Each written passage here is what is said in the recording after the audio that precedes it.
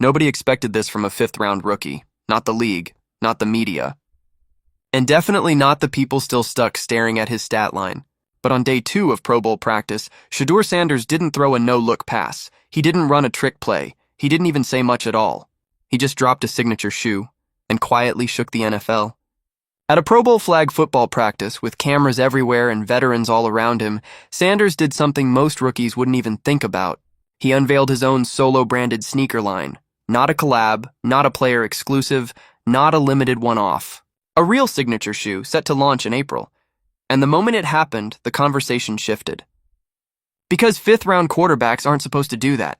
They're supposed to blend in, be grateful, stay quiet. Sanders did the opposite and made it look effortless. That's what made the moment so jarring. This wasn't a press conference. This wasn't a staged rollout.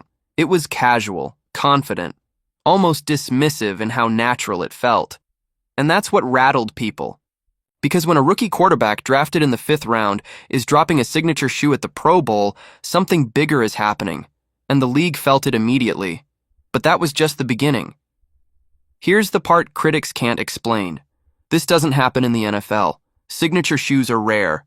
When they do exist, they're usually attached to Hall of Famers, legendary receivers, or players who've spent a decade building resumes and trophies. Not a rookie quarterback with 7 touchdowns and 10 interceptions.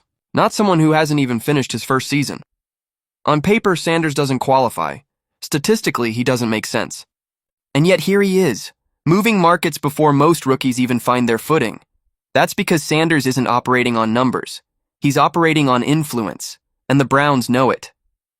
Which is why what happened next mattered even more than the shoes. Shortly after the reveal, mic'd-up Pro Bowl footage dropped, and it told a very different story than the stat sheet ever could. Sanders wasn't just participating, he was leading, calling out defensive looks, adjusting receiver splits, giving real-time feedback on routes. At one point, he tells a receiver to stay tight inside the tackle box to open up the passing lane. That's not surface-level quarterbacking. That's spatial awareness, anticipation, control, and he was doing it surrounded by players he'd never shared a huddle with before. No chemistry, no shared playbook, no safety net. And still, he was the one orchestrating. It didn't look forced. It didn't look rehearsed. It looked familiar, like someone who belonged in that role. And suddenly, the shoe drop made more sense. Because confidence doesn't come from nowhere. It's built, slowly, intentionally. And in Sanders' case, it's been reinforced for years. Mike Vick has been in his corner since the Jackson State days.